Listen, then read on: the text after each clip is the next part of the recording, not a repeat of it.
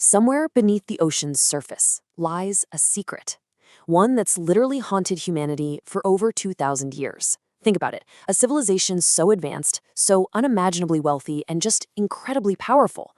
And then, poof, gone. Its sudden disappearance has captivated our collective imagination ever since. Welcome to This Explainer. Today, we're not just looking at a myth, we're looking at a profound mystery, a real scientific puzzle, and a dark warning from one of history's greatest minds that we've, well, kind of completely ignored. So let's dive right in and uncover the truth behind the lost city of Atlantis. In a single day and night of misfortune, the island of Atlantis, in like manner, disappeared in the depths of the sea. Just listen to the sheer terror in those words. In a single day and night.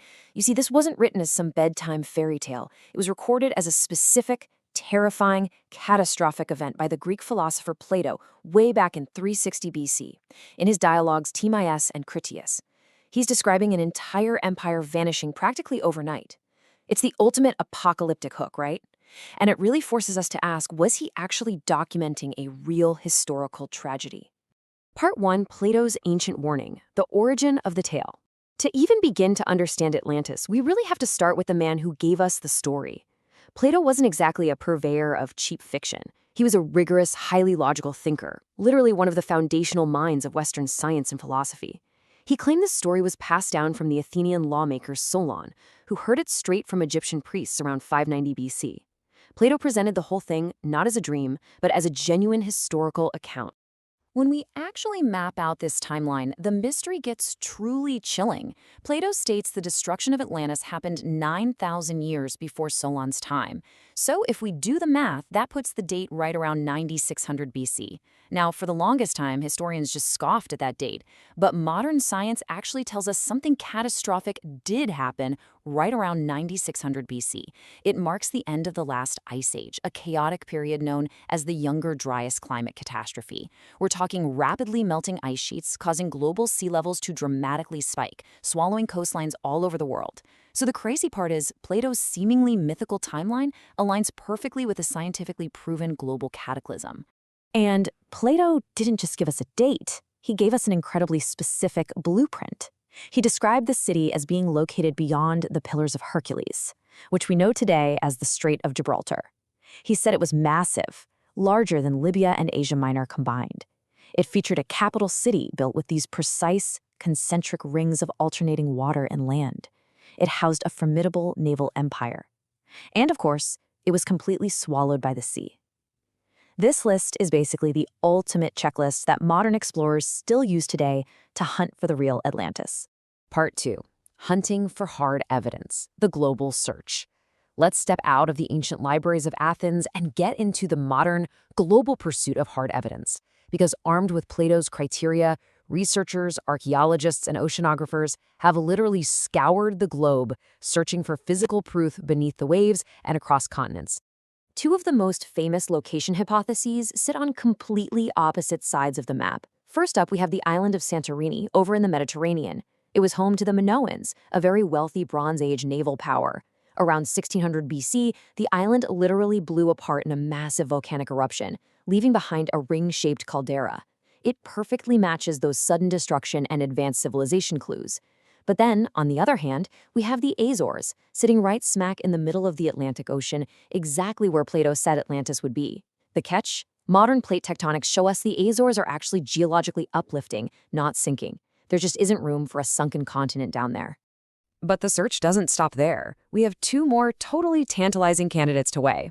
The island of Sardinia was home to the Nuragic culture. They were a wealthy trading civilization that actually practiced bull worship, which is a very specific detail Plato mentioned about the Atlanteans.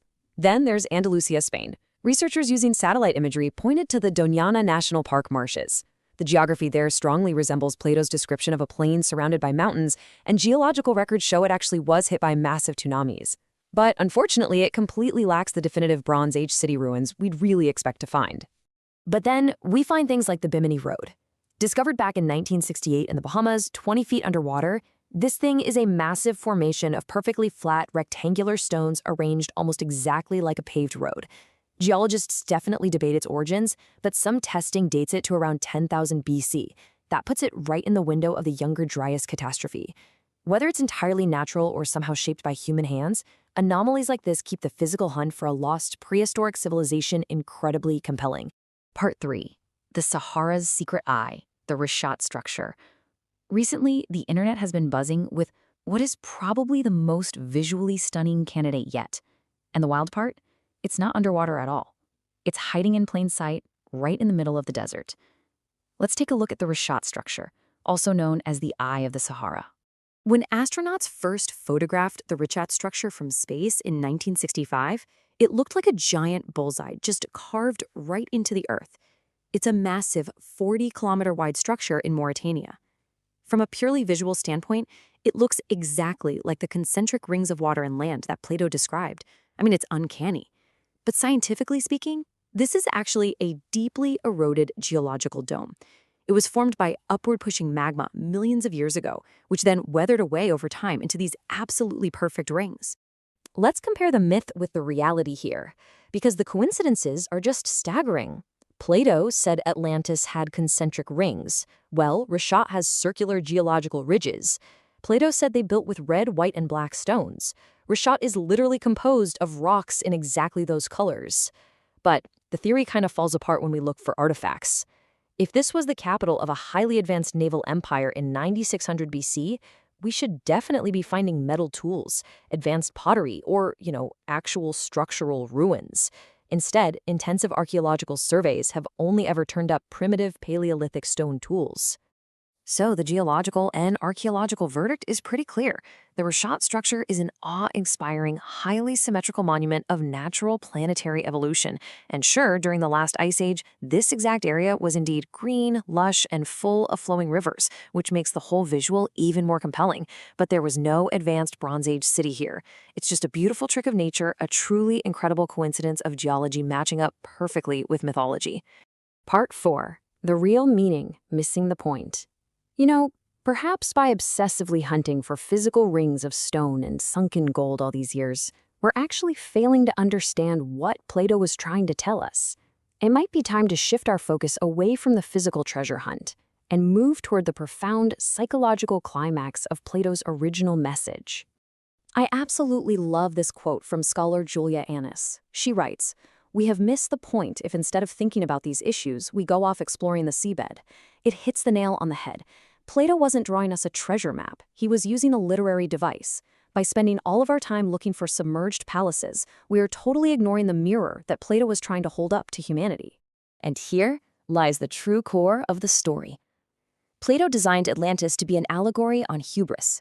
In his writings, the Atlanteans actually started out as a noble, wise people, but as they gained immense power and wealth, they became deeply corrupted. They became completely obsessed with endless growth, boundless greed, and imperial arrogance. They literally tried to enslave the rest of the world. It was a massive warning to Plato's own city of Athens about what happens when a mighty nation completely loses its moral compass. The earthquakes and the floods, they were just the final judgment on a society that had already destroyed itself from the inside out. Which leaves us with this final, truly haunting thought. Even if every single physical detail of Atlantis was pure invention, the warning is incredibly real. We live in an era of unprecedented technological power, global empires, and immense wealth.